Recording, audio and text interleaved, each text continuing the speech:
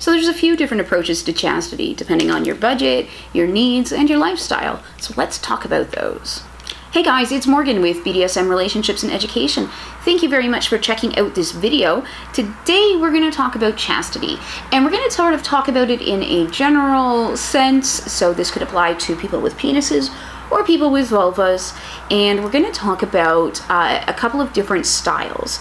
Basically, 3 different approaches to doing chastity. And this will be the first of a bunch of different videos. We'll talk about different aspects of playing with chastity. So your approach to chastity will depend on a number of different factors, and that's going to depend on you and your partner, what your needs are, what your lifestyle is like, what your budget is like even, because chastity devices can be quite expensive. It depends on what you're looking for. So the first thing we're going to talk about is device chastity. So using a contraption like this, or a chastity belt, which is a little more popular for people that have vulvas. So we use a chastity device.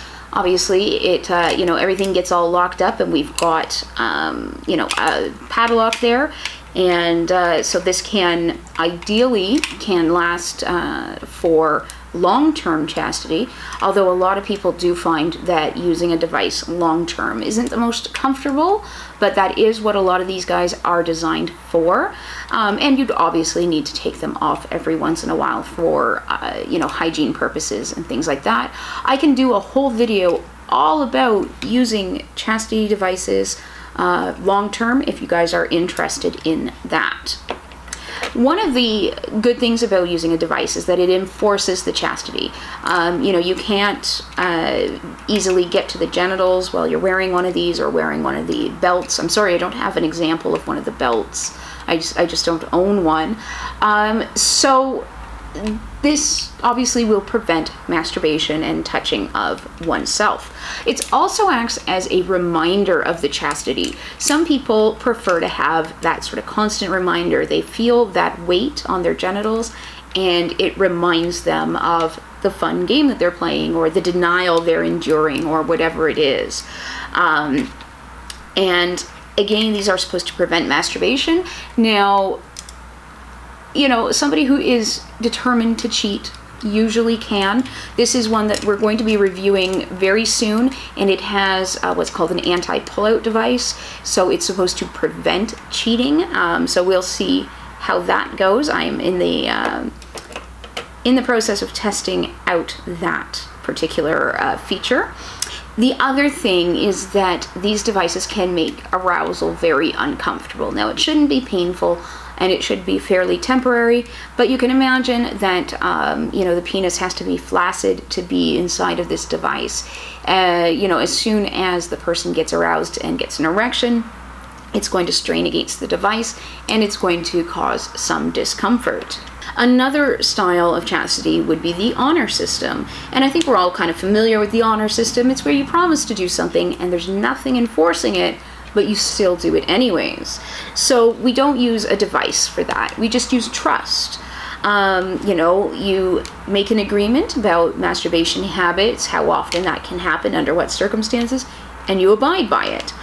There's no physical reminder of the chastity. So for some people, they like that physical reminder of the denial. For others, they just don't want to be distracted by genitals at all. They want to forget about it. So the honor system would work a bit better for them. It does work better in some situations, the honor system. For instance, if you're doing long-term chastity, it might be a little more comfortable and hygienic to do honor system chastity versus device chastity. If you have somebody that frequents the gym or plays a lot of sports or something like that, where a device would get in the way, then honor system chastity would be ideal. And the same goes with flying. Now, there are plastic devices and plastic locks and everything else. We'll talk about those again at a future time, but sometimes it's really best to go by the honor system if you are flying a lot. Finally, there is the idea of doing hybrid chastity. So that is both doing the honor system and implementing devices or other things to take the place of a device. So, for instance, when I do chastity with my partner, generally it's honor system chastity, because he does go to the gym and his gym is at work, and that can get really awkward. But on weekends and times when we're on holiday that he's able to wear the device, then we like to have him wear the device, because it helps us, with the sort of the arousal side of chastity, where it's titillating to know that you're being denied. So we like to play with that. We have had him locked in the device for up to a couple of weeks at a time, but generally it will just be a weekend or maybe a bit longer, depending on circumstances. But you don't need a device in order to do hybrid chastity. You can use other things to stand in for a chastity device. One of my favorite things to do is to tell people to tie a ribbon around the genitals, and that can act as a reminder. In the case of somebody with a vulva, it could be something as simple as, tying a ribbon around some panties, wearing specific panties, tying a ribbon around the waist instead. So you can make it work no matter what the type of anatomy somebody has. So some of the factors that go into choosing what type of chastity you're going to do would be cost, being the first one. Chastity devices can, good ones usually start around $150 and then go up from there. You can get custom made devices that are a few $100s, but generally they're going to be in the $150 range and up.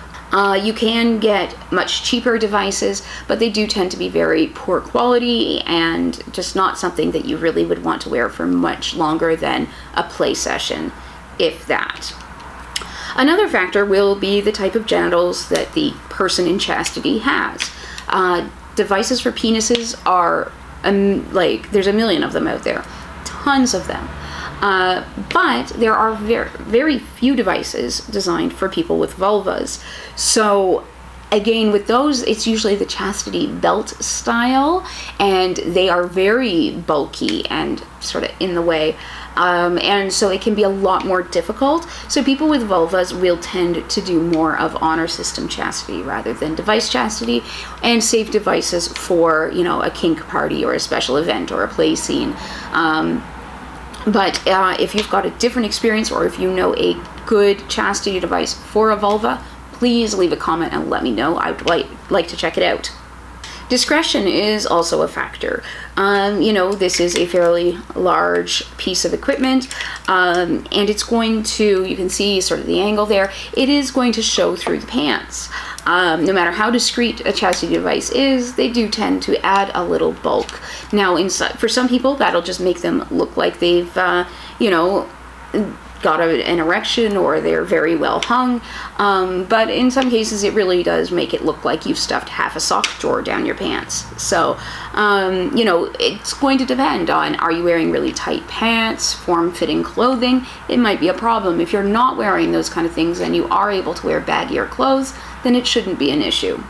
As well, what I mentioned about going to the gym, or people that travel a lot, so discretion could be a bit of a problem in those situations. So security is another factor that goes in. As I said, with the honor system, basically you just have trust to fall back on. But some people don't work well without enforcement. It's not to say that they aren't trustworthy, it's just that they need to have that outside enforcement. So with a lot of chastity devices, it is, if you really want to cheat, you can get creative and cheat. The only one that I've seen that absolutely will prevent any kind of escape are ones that use a piercing to secure it. And then this guy here as well, like I said, it has the anti-pullout device, and it says that it will stop cheating, basically. So we are going to be testing that out. We've only tested the fit of the device and that, so we will be testing whether he can pull out of the device or not. So I'll let you know about this one. We will be doing a full review very shortly. Some people like the reminder. They like the reminder that the device brings them, again, of that denial, and it helps to sort of keep them, I guess, mentally aroused by the idea of chastity rather than physically aroused. I think devices are absolutely fantastic for playtime, and they can really extend playtime. For instance, if we're going to a party Saturday night and we know we want to play, I might lock him up Friday night or Saturday morning so that we have that sort of time where he's in the device and being denied.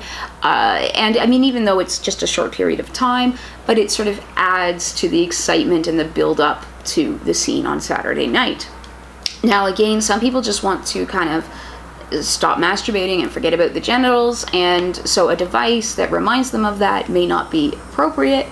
So again, it's up to you what works best for the style of chastity you want to do. And then, of course, there is comfort. Some of these devices will not be comfortable. I've had a bunch of questions regarding, how do I make this device fit or not? Usually devices will have different size rings. So this is the ring that goes behind the scrotum. They'll have different sizes there. They'll have different size spacers. You can get different size cages. Usually with chastity belts, they will be adjustable, but only sort of within a certain parameter. If you can't find something that's comfortable and you've tried a few devices, you may need to consider going custom, which of course is much more expensive. So there is a lot of things to think about when you're getting into chastity and what style you would like to do. So hopefully I've given you some food for thought about chastity, and we've got a bunch more videos, including a review of this device, coming up very soon. So thanks guys for checking this out, and I will see you in the next video.